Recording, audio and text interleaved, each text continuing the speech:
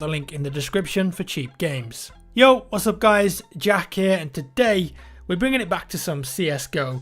The last CS video I did was back on June 7th, the cheating epidemic, where I was pretty much raging about the amount of cheaters plaguing CSGO matchmaking at the moment, and the fact that Valve aren't really doing anything about it. That sucks. Has anything changed since then? Well, yes and no. Are there still cheaters? Of course there are. You can't get rid of the fuckers.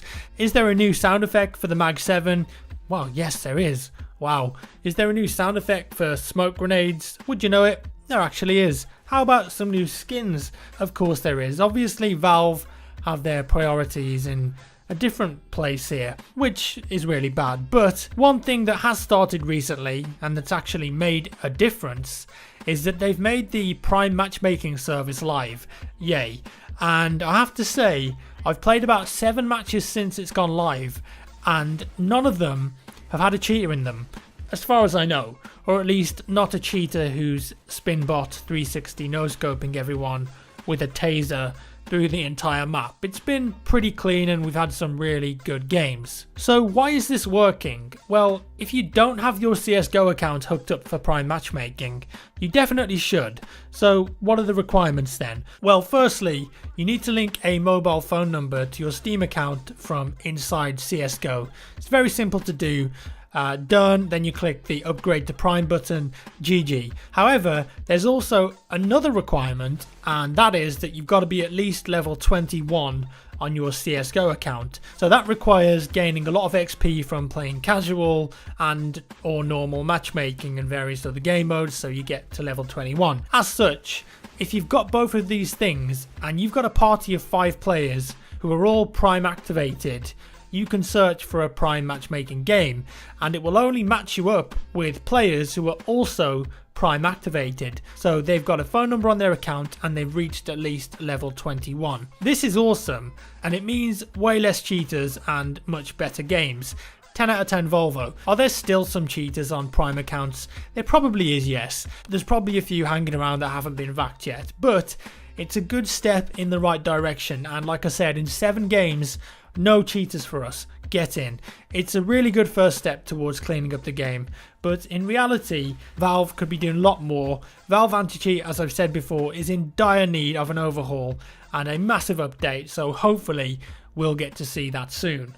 So then, a little bit of cheat stuff out the way there. I thought you guys would like an update on that. And moving on, as you probably know, the map DE Nuke is now in the main CSGO map pool, replacing Inferno, which I believe is getting a remake. That doesn't really mean much for me and you, because we can still play matchmaking on Inferno if we want to, and we aren't being forced to play Nuke. For the pros though, their tournament will now have Nuke in the map pool, and they'll have to play it at some point. So previous versions of Nuke, like in 1.3, 1.6 and CS Source, had tons of areas which you could wall spam. Maybe not the latest CSGO version, but certainly older versions in different games. So in this video, I wanted to go over a few of the spots that you can spam in the new version, because this stuff is really useful to know on a map like Nuke. Some of these you'll probably 100% expect and maybe know already, but there are a few in here that you probably didn't realize existed. Let's start with a spam that you can't spam anymore, because why not? The roof of the main lobby was never as spammable in CSGO. Spammable, that's such a weird word, as it used to be in like 1.6, but you could still do it. In this new version of Nuke, however, it's almost impossible with a rifle. Spam away to your heart's content, but it's not going to get you anywhere. The windows are actually spammable, but what's good is that because A, they're too high, and B, even if you were high enough, it's not going to get anyone. Even if you do get on the railing and aim downwards through the windows, the spam won't work, as you really need to be aiming straight for it to actually go through. Overall, the roof isn't the spam fest it once was. The main places that you're going to be able to wallbang are the doors. This door, for example, at lobby, easily bangable, and in some situations could be useful if you know that someone's in the lobby. The same goes for the door on A main. It's completely spammable, and you need to prepare yourself for that if you're a CT playing in A main and the terrorists are pushing outside. It will be a pretty common place for terrorists to spam. It was spammable in the old version as well, so nothing really new here. How about at ramp? Well, that's got a massive door leading down onto the bomb site, and that's slightly different.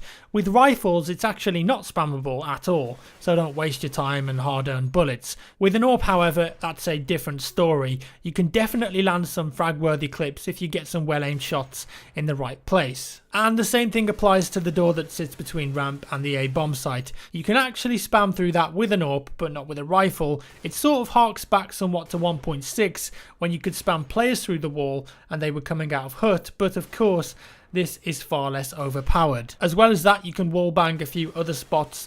The wall to the left of Secret can be shot through and might be useful in some situations. Of course, Heaven can also be spammed. This is even more useful now that the catwalk links the entire outside to Heaven, so be wary of players spamming through the wall. Hook can also be spammed pretty thoroughly, as you would expect.